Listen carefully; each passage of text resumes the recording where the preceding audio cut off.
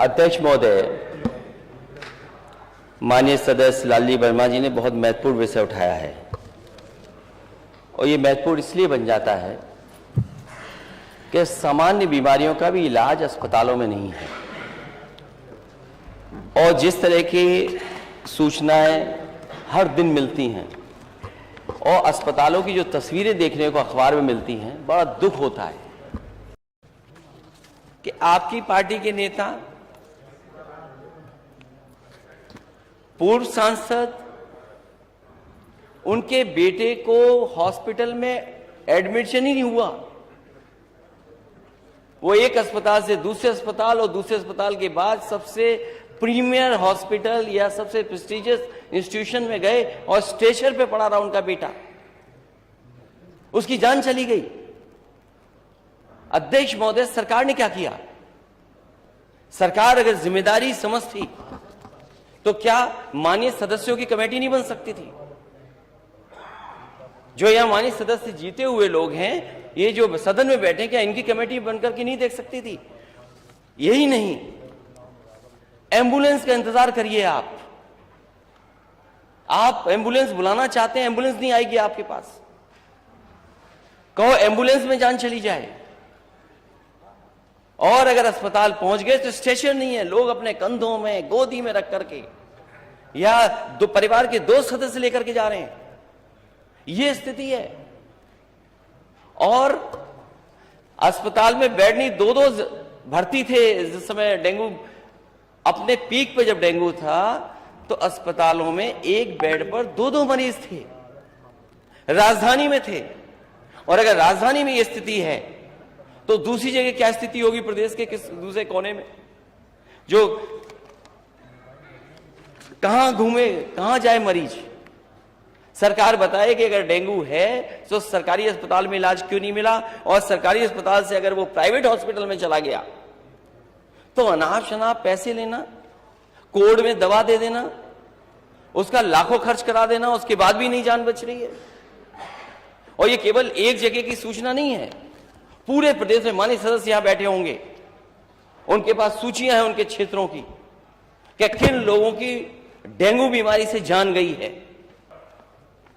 मैं सरकार से जानना चाहता हूं, माननीय मंत्री जी बताएं, हालांकि डेंगू का सवाल है, लेकिन एम्बुलेंस क्यों नहीं पहुंच रही? अस्पताल में पहुंच जाए तो स्ट्रेचर में नहीं मिल रही, एडमिट हो जाए जैसे तैसे, कई चक्कर काट करके जांचें करा करके तो बिस्तर नहीं मिल रहा, बिस्तर पे इलाज कराना पड़ रहा है उसको, एक ही बिस्तर पे दो लोगों को। आखिर जिम्मेदारी किसकी थी? इतनी जानों की जाने की जिम्मेदारी किसकी है?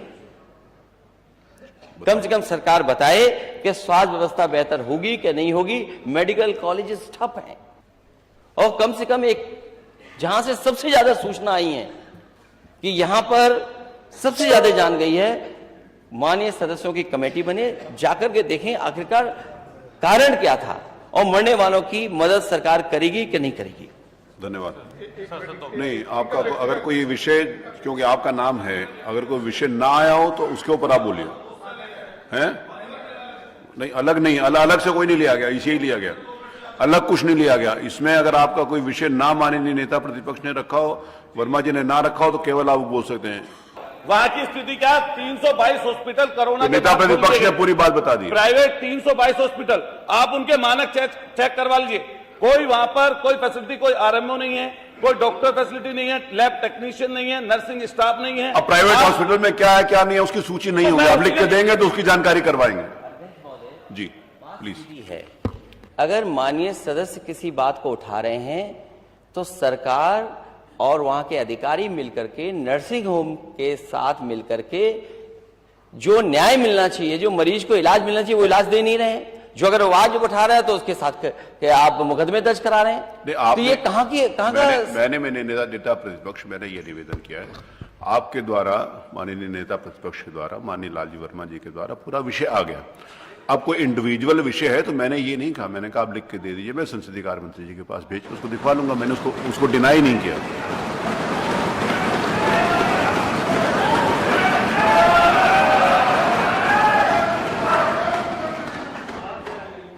जैसा प्रश्न होगा वैसे उत्तर भी आ रहा है।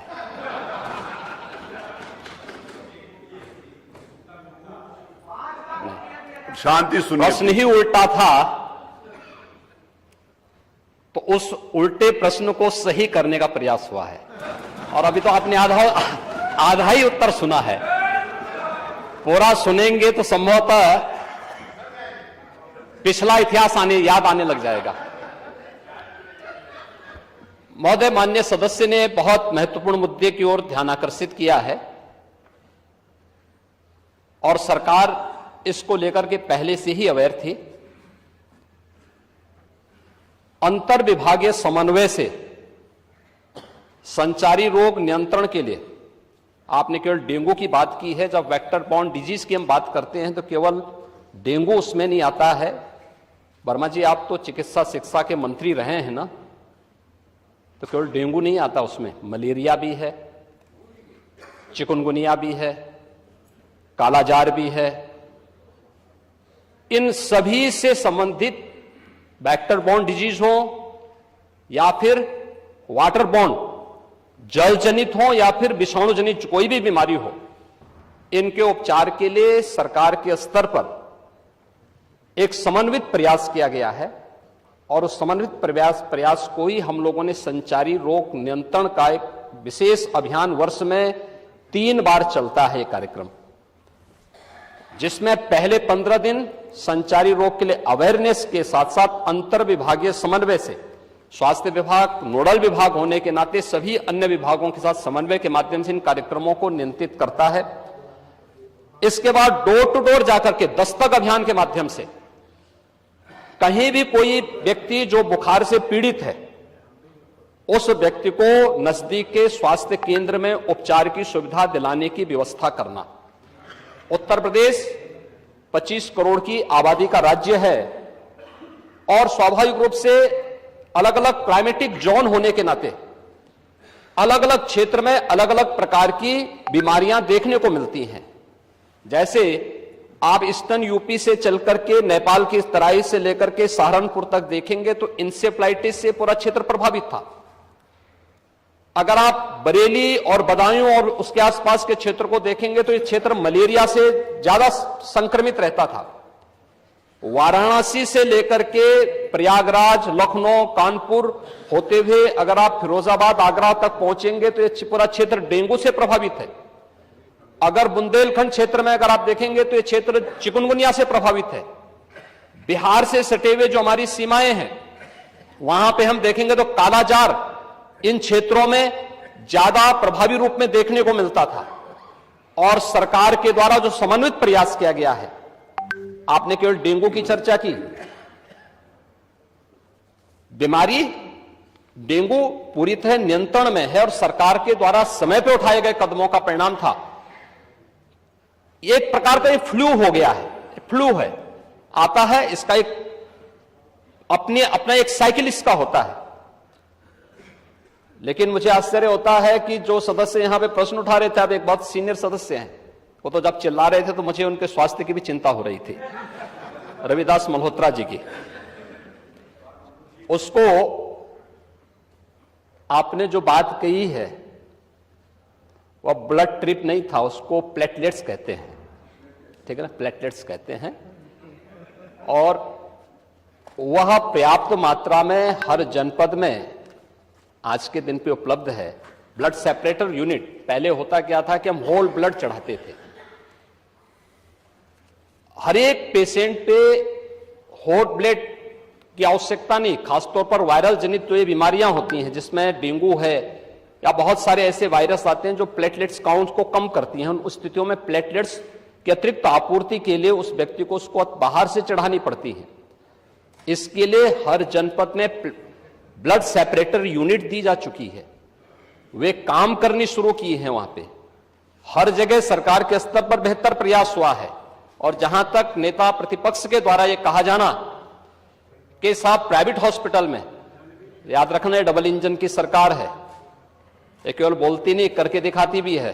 प्रदेश के अंदर 10 करोड़ लोगों को आयुष्मान भारत और मुख्यमंत्री जन आरोग्य योजना के अंतर्गत 5 लाख रुपए सालाना स्वास्थ्य बीमा का कवर भी ये सरकार उपलब्ध करा रही है।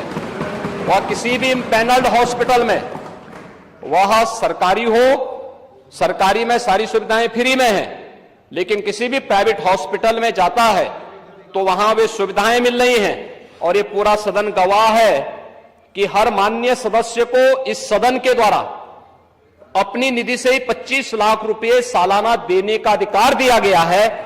और यही नहीं, मुख्यमंत्री राहत कोष से हम चेहरा देख करके पैसा नहीं देते हैं। कोई भी व्यक्ति जो भी आवेदन करता है, कोई भी पीड़ित हो, उसकी जाति, उसका मत, उसका मजहब नहीं देखा जाता है, बल्कि वो पीड़ित राज्य का नागरिक है। उसको प्रदेश में, देश में या दुनिया में जहां कहीं अच्छी स्वास्थ्य की सुविधा मिलती है, और सुविधा के लिए मुख्यमंत्री राहत कोष से भी हम पैसा देने में कोई कोताही, तमाम मान्य सदस्य विपक्ष में बैठे हुए हैं, वो हर व्यक्ति इस बात को कह सकता है। उनके प्रस्ताव आते हैं बिना किसी भेदभाव के, हमने उसके लिए भी धनराशि उपलब्ध कराई है। आयुष्मान भारत और मुख्यमंत्री जन आरोग्य योजना भी है, आभारी आदरणीय प्रधानमंत्री जी के, जिन्होंने आयुष्मान भारत जैसी योजना दी, जिसमें हर गरीब से गरीब व्यक्ति भी आज अपना उपचार किसी भी अच्छे कॉर्पोरेट हॉस्पिटल में भी करा सकता है, और देश में भी करा सकता है, दुनिया में भी कहीं करा सकता है। हर वर्ष की सुविधा उसको मिली है। मुख्यमंत्री जन आरोग्य योजना की सुविधा भी उसे दी गई है।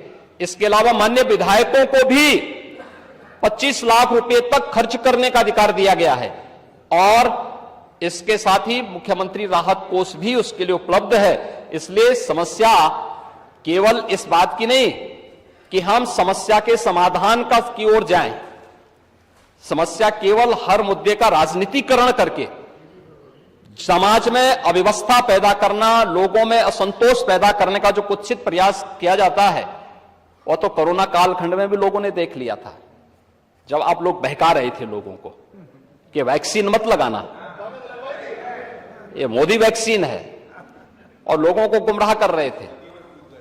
परिणाम क्या है? मोदी जी के शासनकाल में, उनके मार्गदर्शन में हमारे वैज्ञानिकों के द्वारा बनाई गई दोनों वैक्सीन दुनिया की सबसे प्रभावी वैक्सीन है। दुनिया के अंदर तमाम देशों में कोरोना महामारी के मामले बढ़ते हुए दिखाई दे रहे हैं। भारत में कोरोना कंट्रोल है, और उत्तर प्रदेश में भी पूरी तरह नियंत्रण में है, कहीं कोई समस्या नहीं है। सरकार आपके द्वारा उठाए गए मुद्दों पर पूरी तरह सतर्क है, और अब तो इसके मामले वैसे भी समाप्ति की ओर है। बरसात के समय जल जमाव वाले क्षेत्रों में, अन्य क्षेत्रों में इस प्रकार की बातें देखने को मिलती हैं। और ये केवल डेंगू के मामले नहीं होते, इंसेफ्लाइटिस के भी मामले होते हैं, मलेरिया भी होता है, कालाजार भी होता है, चिकनगुनिया भी होता है। तो आपकी जानकारी के लिए, हो सकता है कि काफी दिन हो गए मंत्री पद से हटे हुए, तो आप भूल गए होंगे, तो आपके संज्ञान में लाने के लिए हमने दिया था। इधर रहते तो हो सकता है कि कुछ लॉलीपॉप मिल भी जाता, लेकिन वहां रहकर के अब वो कभी नहीं मिलना है। मैंने माननीय नेता प्रतिपक्ष को सुना, माननीय लालजी वर्मा जी को सुना, माननीय मंत्री जी को सुना। ये नियम 56 के अंतर्गत नहीं है। अध्यक्ष महोदय, अगली सूचना। महोदय, माननीय नेता सदन की मैंने बात सुनी, और वो लगा कि थोड़ी देर के लिए लगा कि वो MBBS डिग्री हासिल किए हुए हैं, डॉक्टर लगे। वेक्टर बॉर्न डिजीजेस के बारे में उन्होंने चर्चा की। मैं केवल 2 घटनाएं बताना चाहता हूं राजधानी लखनऊ की, और इनकी सरकार की नाकामी, इनके हॉस्पिटल्स की व्यवस्था, डॉक्टर्स का इंतजाम। एक पूर्व सांसद, वो बता चुके, वो भी भारतीय जनता पार्टी के, बोल चुके हैं। भारतीय जनता पार्टी पूरी तो भारतीय जनता पार्टी के, वो हमारे दल के नहीं। पूर्व सांसद भारतीय जनता पार्टी के, वो अपने बेटे को लेकर के आते हैं। उनके बेटे को यह जानकारी मिलती है कि इसका इलाज अगर जल्दी नहीं हुआ तो जान नहीं बचेगी। वो एक अस्पताल से दूसरे अस्पताल भागे, और इलाज के लिए वो एडमिट नहीं करा पाए, और उनके बच्चे की जान चली गई। इसका जवाब क्या है डबल इंजन की सरकार के पास? और दूसरा, PGI से लोहिया संस्थान KGMU 9 घंटे एम्बुलेंस में बच्चा बना रहा, 9 घंटे, और उसकी जान नहीं बची। ये डबल इंजन की सरकार। ये सरकारी संस्थाओं को इसलिए नहीं मजबूत कर रहे हैं क्योंकि ये प्राइवेट संस्थाओं को बढ़ावा देना चाहते हैं। आज पूरे उत्तर प्रदेश में सरकारी संस्थाओं में गरीब का इलाज नहीं है। अगर ये सरकार बताए, इतने दावे कर रही है सरकार, ये सरकार बताए कि एक जिला अस्पताल बनाया हो जहां पर गरीब का इलाज हो रहा हो, एक जिला अस्पताल, ठीक, चलिए। एक जिला अस्पताल अब जहां अग्नि गरीब को पर्याप्त इलाज मिल जा रहा हो, वो बनाया इस सरकार ने, तो हमें बताएं अभी। जिला अस्पताल एक ही होता है। जी न्यूज।